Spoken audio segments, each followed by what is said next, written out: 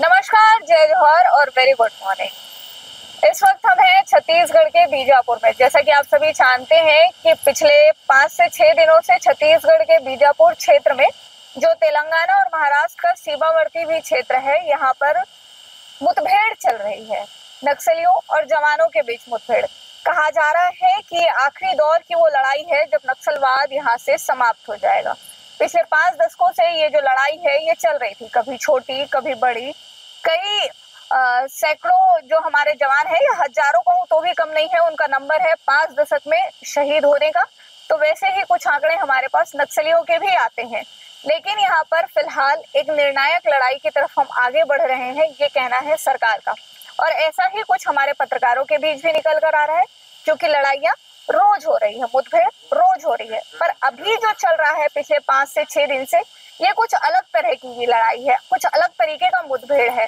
इसमें बताया जा रहा है कि 300 से ज्यादा के नंबर में लगभग नक्सली जो है वो घिरे हुए हैं। ये नंबर कितना है ये हम बात करेंगे अभी आगे अपनी इस चर्चा में।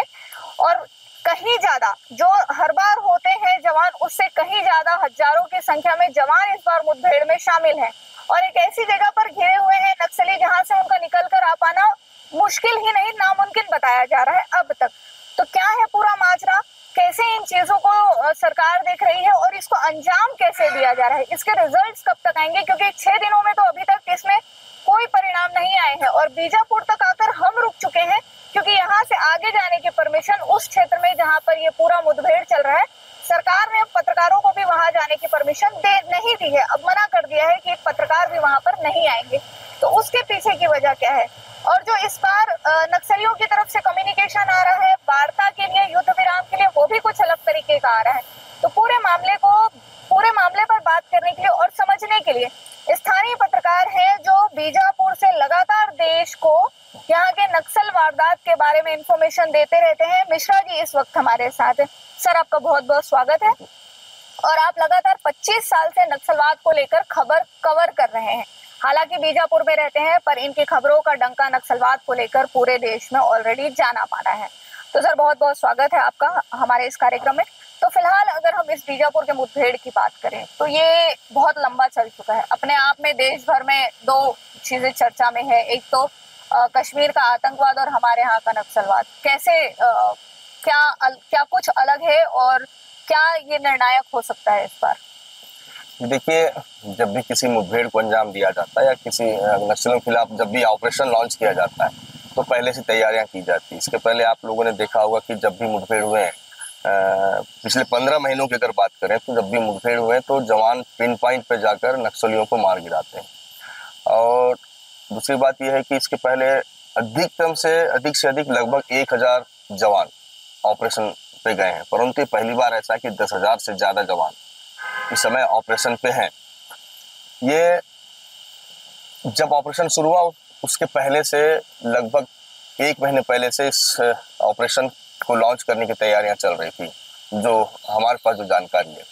उसके पहले उसी इलाके से नक्सलियों ने एक प्रेस नोट जारी किया था, जिसका रेगुट्टा में इस समय जो नक्सली मौजूद है वहीं से एक प्रेस नोट जारी किया था और ये अपील की थी ग्रामीणों से कि वो उस इलाके में शिकार के लिए ना आए या पुलिस की मुखबिरी के लिए ना आए, क्योंकि उस इलाके में उन्होंने पहाड़ के चारों तरफ माइंस लगा रखे हैं और जिसके जद में आने से कई ग्रामीणों की मौत भी हो चुकी है। तो उसके बाद से पुलिस और एक्टिव हो गई, देश की सुरक्षा एजेंसियां भी एक्टिव हो गई और उसके बाद उस इलाके में ऑपरेशन लॉन्च किया गया। और ये जो इलाका है बीजापुर और तेलंगाना का सीमा पे है और ये पहाड़ है, मुलुगु जिला, तेलंगाना का मुलुगु जिला है, उस इलाके में पड़ता है। 3 पहाड़ियां, 3 पर्वत श्रृंखलाएं उस इलाके में, कर्रेगुट्टा है, दूसरा नड़पल्ली का है, तीसरा नीलम सराय का। यहाँ पर ये 2 नड़पल्ली और आपका नीलम सराय पे यहाँ पर ट्रेकिंग बहुत आसान है। आप आराम से मतलब 14-15 किलोमीटर का ट्रेकिंग करके आप पहुंच सकते हैं। परंतु उस इलाके में ग्रामीण ऐसा बताते हैं कि वो जो पहाड़ी है कर्रेगुट्टा, वहां आज तक कोई नहीं गया। उस इलाके के ग्रामीण वहां तक नहीं पहुंचे। पहली दफा है कि नक्सली ने उसे अपना एक डेरा बना रखा है। लगभग 1000 से ज्यादा नक्सलियों की सूचना पुलिस के पास थी। और देखिए, जब भी किसी ऑपरेशन को लॉन्च किया जाता है तो पहले उस इलाके का पूरा भौगोलिक स्थिति का जो खाका तैयार किया जाता है और ये भी पूरा पता किया जाता है कि अगर वहां पर नक्सली हैं तो उनके पास किस तरह के वेपन हैं, वो कितने ट्रेंड हो सकते हैं और किस तरह जब ऑपरेशन लॉन्च होगा तो किस तरह वो जवानों से लड़ सकते हैं। उसके बाद वो सारी जानकारी जब जुटाई जाती है तो उसके बाद जो जवान है, जवानों की भी एक टीम तैयार की जाती है कि आगे वाले जो दुश्मन वहां पर है उससे किस तरह से लड़ना है। तो वो सारी तैयारियों के बाद उस इलाके में ऑपरेशन लॉन्च किया गया। निश्चित तौर पर ये इसलिए भी बड़ा ऑपरेशन है क्योंकि वहां पर देखिए हमारे देश में सबसे बड़ा अगर कोई नक्सल हमला हुआ था तो वो ताड़मेटला था, जब 76 जवान शहीद हुए थे। उसके ठीक पहले बीजापुर जिले में एक रानी बदली है, वहाँ 55 जवान शहीद हुए थे। मुकीनार में हमला हुआ था, वहां भी जवान शहीद हुए थे। इन सारी घटनाओं का मास्टरमाइंड जो है हिड़मा को माना जाता है। तो ऐसे में आज के डेट में जब नक्सलियों के खिलाफ एक निर्णायक लड़ाई चल रही है, अंतिम लड़ाई जिसे सरकार मान रही है, देश की सुरक्षा एजेंसियों के साथ साथ देश का जो सबसे बड़ा टारगेट है वो हिड़मा है। तो हिड़मा की मौजूदगी और बटालियन का जो वर्तमान का जो कमांडर है बार से देवा, उसके अलावा तेलंगाना स्टेट कमेटी का जो सेक्रेटरी है और सदस्य है दामोदर, सुजाता, और उसके अलावा अन्य जो डीवीसी लेवल के लोग हैं, सीसी मेंबर हैं, लगभग 8 से 10 जो बड़े नक्सली कमांडर हैं जो तेलंगाना आंध्र के हैं, जो बस्तर में ही नहीं बल्कि पूरे देश में नक्सल संगठन को संचालित कर रहे हैं। उनकी मौजूदगी की सूचना पर ही इस ऑपरेशन को लॉन्च किया गया। क्यों? क्योंकि देखिए अंतिम लड़ाई कहा जा रहा है इसे। अंतिम लड़ाई का ये जो ऑपरेशन है, मैं ये मान लीजिए कि अंतिम लड़ाई की पहली लड़ाई है। इस लड़ाई के बाद आपको अबुझमाड़ में भी एक लड़ाई लड़नी पड़ेगी क्योंकि नक्सलियों का एक बड़ा टीम अबुझमाड़ के इलाके में भी रहता है। उसके बाद आपका बचता है झारखंड। झारखंड में भी तीसरी लड़ाई लड़नी पड़ेगी, तब जाकर कहीं देखिएगा ये निर्णायक लड़ाई होगी। पुलिस ने हाल ही में एक प्रेस नोट जारी किया, उसमें कहा कि निर्णायक लड़ाई है। तो जिस तरीके से देखिए इतना लंबा ऑपरेशन आज तक बस्तर में नहीं हुआ नक्सलियों के खिलाफ, तो ये मान लीजिए कि वहां पर नक्सलियों की संख्या ज्यादा है। और इसी वजह से देखिए एक तरफ से जवान जो डीआरजी के हैं, एसटीएफ के हैं, वो जवान वहां पर पहुंच रहे हैं और वो जमीन से अपना जो है वो मोर्चा संभाले हुए हैं। लेकिन दूसरी तरफ वायुसेना के हेलीकॉप्टर जो है MI-17 उनकी भी मदद ली जा रही है। तो देखिए बड़ा ऑपरेशन है। निश्चित तौर पर अगर ये सफल होता है तो ये मान लीजिए कि नक्सलियों का लगभग 50% आतंक जो है वो बस्तर से समाप्त हो जाएगा। जब उनके बड़े लीडर जो बड़े कैडर हैं जो संगठन को चलाते हैं वो अगर मारे जाते हैं तो नक्सली पूरी तरह से बैकफुट पर आ जाएंगे। यही वजह है कि नक्सली बार बार प्रेस नोट जारी कर रहे हैं और इस चीज का मांग कर रहे हैं कि आप शांति वार्ता। पहले देखिएगा, पहला जब अभय ने जारी किया था एक प्रेस नोट, उसमें उन्होंने 6 शर्तें रखी थी। वो प्रेस नोट सशर्त था।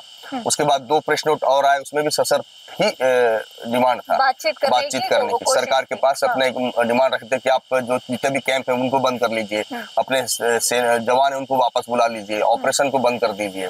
पर सरकार ये नहीं मानेगी। सब जानते हैं कि सरकार इन शर्तों पे कभी वार्ता नहीं करेगी। दूसरी बात, जब उसके बाद एक और प्रेस नोट जारी होता है जिसमें वो कहते हैं कि आप 1 महीने के लिए सारा चीज बंद कर दीजिए, हम वार्ता के लिए तैयार हैं। नक्सली बार बार इस चीज का जिक्र कर रहे हैं कि वो शांति वार्ता के तैयार है, परंतु देखिए जब भी शांति वार्ता होता है तो नेगोशिएशन के लिए एक आदमी नियुक्त होता है, 1 या 2 जैसे भी टीम। जैसे एलेक्स पॉल मेनन का जब अपहरण हुआ था तो 2 लोग थे, वार्ताकार थे। जवान का अपहरण हुआ था तब भी वार्ताकार थे। ऐसी कई घटनाएं हैं। जब 2004 में जब आंध्र सरकार के साथ नक्सलियों की वार्ता हुई थी, उसके पहले हैदराबाद से एक टीम भेजी गई थी वार्ता करने। वो वार्ता में शामिल नहीं होंगे परंतु वो आपके प्रस्तावक होंगे जो आपका प्रस्ताव लेके सरकार और नक्सलियों के बीच में जो ब्रिज का काम करेंगे। नक्सलियों से अभी तक इस तरह का कोई कदम नहीं उठाया गया। अभी लेटेस्ट जो है रुपेश का जो प्रेस नोट आता है, नक्सली नेता रुपेश का, जिसमें उन्होंने कहा कि आप इस ऑपरेशन को बंद कर दीजिए, हम शांति वार्ता को तैयार हैं। निशर्त है, जिसमें कोई शर्त नहीं रखी गई है, सिर्फ ये है कि ऑपरेशन को बंद कर दीजिए। पुलिस अधिकारी भी कहते हैं, सरकार भी कहती है कि आज के पहले आपने कदम क्यों नहीं उठाया। अगर आप पहले ही शांति वार्ता को तैयार होते तो ऑपरेशन की आवश्यकता ही नहीं पड़ती। तो निश्चित तौर पर देखिए ये ऑपरेशन तो ये मान लीजिए कि रुकेगा नहीं। जिस तरीके से सरकार दृढ़ संकल्पित है कि 2026 31 मार्च तक खत्म करना है, तो ये इस ऑपरेशन में अगर सफलता मिलती तो मान लीजिए कि सरकार तभी बात करेगी जब आप हथियार छोड़ेंगे। क्योंकि प्रदेश के गृह मंत्री विजय शर्मा का भी बयान आया था कि देखिए बंदूक का जवाब बंदूक से ही देंगे। आप आईडी हटा लीजिए, निर्दोष ग्रामीणों की हत्याएं बंद कर दीजिए और बंदूक छोड़ के आइए अब बात कर लेंगे। तो अभी तक देखिए ऐसा कोई माहौल बन नहीं पाया और नक्सली बार बार कहते हैं कि आप माहौल बनाइए। तो सरकार कहाँ से माहौल बनाएगी? आप आपको शांति वार्ता, देखिए आपने आतंक फैलाया है तो शांति वार्ता के लिए पहले आपको करना पड़ेगा जी। तो निश्चित तौर पर बड़ा ऑपरेशन है और परिणाम भी बड़े आएंगे इसमें। देखिए इसमें अभी आपकी बातों में सर दो अलग अलग बातें आई हैं, दो तरह की चीजें हैं कि इस ऑपरेशन की बात कर ले तो नक्सलियों ने पहले ही बताया था कि इस तरफ ग्रामीण नहीं आएंगे, यहाँ माइंस लगे हुए। इसका क्या मतलब है? क्या वो सिर्फ नक्सलियों को मना कर रहे थे या ये इन्फॉर्मेशन दे रहे थे कि हाँ हम हैं यहाँ पर? दूसरी चीज, उनके तरफ से जो बार बार पत्राचार हो रहे हैं, तो पहले वो सशर्त पत्र लिखते थे जैसा अभी आप बता रहे हैं, इस बार जो पत्र आया है उनका इसमें कोई शर्तें नहीं रखी गई है, वो सीधा कह रहे हैं कि आप हमसे बात कीजिए, हम शांति वार्ता चाह रहे हैं। इसका क्या मतलब मान के चले, क्या वाकई नक्सली जो है वो अब बैकफुट पे है? देखिए नक्सलियों का जो पत्र आया था कि उस इलाके को लेकर, उसमें दो चीजें हो सकती है। पहला तो वो ये बताना चाह रहे हैं कि हम इस इलाके में इस यहाँ पर हैं, आप यहाँ मत आइए, या दूसरा ये कोई षड्यंत्र हो सकता है कि जवानों के एम्बुश में फंसाने का। ये दो चीजें हो सकती है। दूसरा रही बात पत्रवार्ता की, जब 15 महीने पहले की अगर पहले आप देख लेंगे तो बहुत कम बार ऐसा हुआ कि शांति वार्ता की बात नक्सलियों द्वारा की गई, लेकिन पिछले 15 महीनों में छठी बार है नक्सली शांति वार्ता की बात कर रहे हैं। देखिए अब तक जितने भी मुठभेड़ हुए पिछले 15 महीनों में, लगभग 8 से 9 नक्सली कैडर जो मारे गए हैं वो तेलंगाना आंध्र के हैं, बड़े लीडर हैं, सीसी मेंबर है, डीकेएसजेडसी है, एसजेडसी है, डीवीसीएम है। इस तरह कभी नहीं मारे गए थे नक्सली। इनके मारे जाने से उनमें कहीं ना कहीं एक भय है कि आने वाले समय में वो भी मारे जा सकते हैं इस तरह के एनकाउंटर में। और उनका ये आंदोलन जो उन्होंने शुरू किया था शुरू में, अब धीरे धीरे हिंसा का रूप ले लिया। ये नक्सलवाद और ये आतंकवाद का जो इन लोग स्वरूप को यहाँ पर जन्म दिया उन्होंने, ये खत्म हो जाएगा आने वाले समय में। उनको मालूम है कि वो अब बस्तर से, देखिए बस्तर आपको बता दूं, बस्तर एक ऐसा जगह है जीरो इन्वेस्टमेंट में करोड़ों का प्रॉफिट है, और ये सारी चीजें बंद हो जाएंगी। अगर इसी तरह चलता रहा तो ये सारी चीजें बंद हो जाएगी, मारे जाएंगे सारे नक्सली। और जिस तरीके से अंदरूनी इलाकों में विकास हो रहा है इस समय, सड़कें जा रही हैं, लोगों तक मूलभूत सुविधाएं जा रही हैं, तो लोगों का विश्वास खत्म हो जाएगा उनके पास से, तो वो अपना वर्चस्व बचाने की कोशिश कर रहे हैं। तो ये जो लड़ाई है दर्शकों, कहीं ना कहीं ये नक्सलियों के वर्चस्व, खुद का वर्चस्व बचाने की लड़ाई है, ये कहना है सीनियर जर्नलिस्ट का। लेकिन वहीं इस मुठभेड़ में हम दूसरे टेक्निकल एंगल पर भी चलते हैं। आप कह रहे हैं कि पहला ऐसा मौका है जहाँ पे लगभग 10,000 जवान जो है वो लगे हुए हैं। इस बीच में सरकार ने पूरा अपना तंत्र जो है वो इसमें लगाया हुआ है, हेलीकॉप्टर से रसद जवानों के लिए पहुंचाई जा रही है, वहाँ पे ड्रोन से नजर जो है वो रखी जा रही है, सैटेलाइट फोटो आ रहे हैं। उसके बाद भी कहीं ऐसा कहा जा रहा है, और उस गुफा की भी अगर हम बात करें तो देर रात उस गुफा के भी वीडियोस जो है वो निकल कर सामने है, जहाँ पर नक्सलियों के छिपे होने की खबर है। तो और जवानों की चढ़ाई की भी खबर जो है वो लगातार आ रही है, वैसे भी कुछ वीडियोस हम आम पत्रकारों के पास आ रहे हैं। तो ऐसे में क्या लगता है आपको, कितने दिन और चलेगा ये, और कब तक इसमें कुछ निर्णायक मोड़ आने की संभावना है?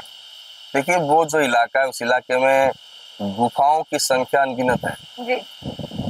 पुजारी कांकेर है एक जगह है वही उसी इलाके में, वहां से एक गुफा है, वो गुफा सीधा भोपालपट्टनम के पास पोसड़पल्ली वहां निकलती है। और जवान अब तक जो है उस चोटी पर पहुंच नहीं पाए जहां पर चुन में नक्सली हैं। और दूसरी बात, अपने पास जो जानकारी है कि नक्सली की ओर से अभी तक कोई फायर नहीं हुआ, कोई फायर नहीं हुआ। जवान लगातार वहां पहुंचने की कोशिश कर रहे हैं। कल दिन में जब वो उस जगह पर पहुंचे, जो गुफा मिला था, जो बहुत बड़ा इलाका है गुफा अंदर में, वहां पहुंचे तो वहां नक्सलियों के रहने के निशान तो जरूर मिले, लेकिन नक्सली वहां नहीं थे।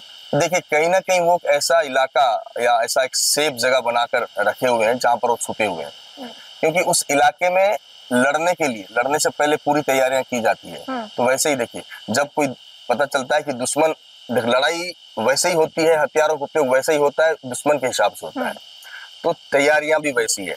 तो ये तय है कि उस पहाड़ी के ऊपर में बटालियन नंबर 1 की पूरी टीम है, जिनसे लड़ना बहुत चुनौती है। उनसे लड़ने से ज्यादा चुनौती को उस पहाड़ पे चढ़ना है, जो कि अभी तक जवान पहुंच नहीं पाए।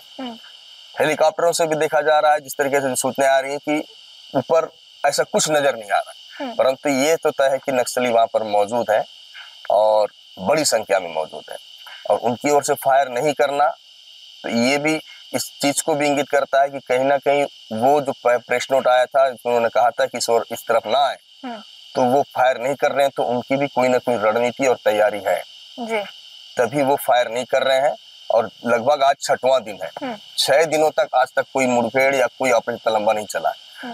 तो हमारी जो अधिकारियों से बात हो रही है, उनका यही कहना है कि ये ऑपरेशन लंबा जाएगा और तब तक जाएगा जब तक जवान उस पहाड़ी पर कब्जा नहीं कर लेते जहां पर नक्सली छुपे हुए हैं। तो अब पहली मजेदार बात इस साल की अगर मैं कहूँ तो बीजापुर और बस्तर और छत्तीसगढ़ के लिए पहला वो गांव जहां पर हिडमा का जो गांव कहा जाता है पुअर्ती, वहां पर सरकार ने अपना कैंप स्थापित किया। अब दूसरे सेलिब्रेशन की तरफ गवर्नमेंट जो है, जो फौज हमारी सीआरपीएफ की जो टीम है, तेलंगाना की जो टीम है, वो पहुंचने की कोशिश कर रही है और जब तक नहीं पहुंचेगी तब तक ये रुकेंगे नहीं, ऐसा कहना हमारे साथ जो वरिष्ठ पत्रकार है उनका। लेकिन यहाँ पर और भी कुछ प्रश्न है जो मन में आते हैं कि ये आप चूंकि गांव में इंटीरियर तक भी आपने पत्रकारिता की है, लगातार कई दौर में आप सरकार और नक्सलियों के बीच में भी कई बार ब्रिज का काम किया है आपने, कई पत्रकारों को रादर हम कहें कि जो जवान जिनको लेके जाते थे उनको छुड़वाने के लिए, इनका माइंडसेट क्या रहता होगा? देखिए, नक्सलवाद जब 1980 में यहाँ पर आया था भोपालपट्टनम के जरिए, उस समय 7 कमांडर के साथ 49 लोगों का दल था। माइंडसेट आप पूछ रहे हैं, मैं बता रहा हूँ। 49 लोगों का दल था उस समय, उनके पास 1 पिस्टल, 2 भरमार और लगभग 40 गोलियां थी। उतने ही हथियारों में आज इन लोग लगभग पूरे देश भर में मतलब हजारों की संख्या में इन लोग पहुंच चुके हैं। हथियारें जो एक पिस्टल और भरमार लेकर आया था यहाँ पर, उनके पास 47 मशीन गन जैसे हथियार हैं। जब ये लोग यहाँ आए थे तो उस समय जब इनका आंदोलन था, मतलब शोषित गरीब पीड़ित लोगों के लिए लोग लड़ते थे, पर धीरे धीरे 1996 के बाद जब पहला ब्लास्ट हुआ था तर्रेम रोड में, 11 जवान शहीद हुए थे, उसके बाद जो है ये हिंसक हो गए। और हम जितना जानते हैं, बाद में धीरे धीरे जब इन्होंने अपना दायरा बढ़ाया, अपना कुनबा बढ़ाया, तो धीरे से ये तेंदुपत्ता की तोड़ाई होती साल में एक बार, इनकी वसूली, ठेकेदारों से वसूली, जो सरेंडर करते हैं जो नक्सली, जब हम उनका इंटरव्यू करते हैं तो वो पूरी तरह खुल के बताते हैं कि बड़े पैमाने पर पैसों की वसूली होती है। और ये पैसे तब साल में इनका सालाना 1500 करोड़ रुपए का टर्नओवर है, लगभग 1500 करोड़ का जी। तो वो पैसे बस्तर में उपयोग नहीं होता है उनका। तेलंगाना, आंध्र के जो बड़े लीडर हैं वो इन्वेस्ट करते हैं बाहर। ये जो सरेंडर कर रहे हैं नक्सली ना, बहुत सारे, ये इनसे आप जब भी मिलेंगे, बात करेंगे तो बताएंगे आपको, ये सिर्फ भेदभाव के कारण ही समर्पण करते हैं। अच्छा, कि तेलंगाना के नक्सली अलग हैं और छत्तीसगढ़ के नक्सली अलग हैं? हाँ, नक्सलियों के भेदभाव होता है। ये सरेंडर नक्सलियों का कहना है कि जो बड़े पद होते हैं ना इनके, उन पदों पर बस्तर का कोई नक्सली नहीं है। एक हिडमा को अगर छोड़ दें, क्योंकि वो बटालियन नंबर 1 का कमांडर रहा है, तो उसे अभी लगभग 1 साल पहले उसे सीसी मेंबर बनाया गया, उसकी जगह इसको प्रमोट किया गया देवा को। ये 2 लोगों को छोड़ दें तो बस्तर का कोई भी बड़ा लीडर सीसी मेंबर तक नहीं पहुंचा है। और जब भी तेलंगाना के नक्सली समर्पण करने की बात रखते हैं संगठन में, तो उन्हें बकायदा गाड़ी से तेलंगाना तक छोड़ दिया जाता है, और बस्तर का नक्सली अगर सरेंडर करने की बात करे तो उसकी हत्या कर दी जाती है। तो ये जो डिस्प्यूट है इनके बीच में ना, ये बहुत बड़ा वो है, पैसों से लेकर इनकी सुविधाओं तक इनके बीच बहुत मतभेद है। परंतु देखिए, हथियार का डर तो डर होता है ना। आज जिन इलाकों में पहले नक्सली हथियार लेकर आते थे, तो वहां पर पुलिस जाती थी तो ग्रामीण उनकी मदद नहीं करते थे। अगर ग्रामीण पुलिस की मदद कर देते तो उनकी हत्या कर दी जाती थी। परंतु आज सरकार वहां पहुंच गई, तब ग्रामीण सरकार के साथ है। जब पहले पुलिस नक्सली वहां थे तो ग्रामीण नक्सलियों के साथ थे। तो ये उसके बाद धीरे धीरे जवानों पर हमला सिर्फ ये उनकी हथियार लूटने के लिए करते थे, और उसके बाद धीरे धीरे अभी युद्ध में बदल गया। और ये युद्ध शायद इतना लंबा हो चुका है छत्तीसगढ़ में 4 दशकों में कि एक बड़ा युद्ध शायद कह सकते हैं। उसमें जितने लोगों की जान जाती, उतनी जाने यहाँ पर दोनों तरफ से, चाहे नक्सलियों को कहें या हमारे जवानों को कहें, दोनों तरफ से लगभग उतनी जाने जा चुकी है जो शायद एक बड़े युद्ध में जाती है। ये 4 दशक की हिस्ट्री और संख्या अमूमन निकल कर यही आती होगी, अगर मैं सही हूँ तो। तो ये है बस्तर की कहानी बीजापुर की, जहां पर अभी मुठभेड़ जो है वो जारी है, और इसका परिणाम कब आएगा ये कह पाना अभी मुश्किल है, क्योंकि वर्तमान में तैयारियां सरकार की तरफ से पूरी है कि इस बार खत्म करके आना है। लेकिन अभी भी जवान जो है वो उस पहाड़ी तक नहीं पहुंच पाए हैं, लेकिन हाँ कुछ गुफाओं तक जरूर पहुंचे हैं जहां पर नक्सलियों के होने की संभावनाएं जताई जा रही थी, और वहां पर कुछ ऐसे अवशेष भी मिले हैं जो इस बात की पुष्टि करते हैं कि वहां पर नक्सली उसके ठीक पहले तक थे। अब देखने वाली बात यही है कि जो ड्रोन के शॉट्स आ रहे हैं, जो सैटेलाइट से जो कुछ विजुअल्स आ रहे हैं जो बता रहे हैं कि नक्सली वहां पर है, वो कब मिलते हैं और उनका सफाया कब होता है। क्योंकि चाहे आप मुखबिर कह ले, चाहे आप समर्पित कह ले, चाहे किसी और संदेशे से कह ले, नक्सलियों के होने की बात तो कही जा रही है। और जैसा कि अभी हमारे साथ वरिष्ठ पत्रकार ने बताया कि ये पैसों को लेकर जो है वो सारी बातचीत जो है यहाँ पर लगातार नक्सलियों के द्वारा की जाती रही है, वेपन लूटने के लिए, और यहाँ से पैसों की उगाही के लिए ये नक्सल जो है वो रह गए थे। यहाँ पर जल जंगल जमीन की जो बातें करने वाले नक्सली थे वो बहुत पहले निकल गए। आज का नक्सलिज्म सिर्फ लूटपाट और हत्या के लिए रह गया था, ऐसा बताना है, ऐसा कहना है यहाँ के लोगों का। अब देखने वाली बात यही होगी कि ये जो पूरा मसला है ये कब हल होता है और छत्तीसगढ़ को इस नक्सलिज्म से कब मुक्ति मिलती है। पूरी जानकारी के लिए सर आपको बहुत बहुत धन्यवाद।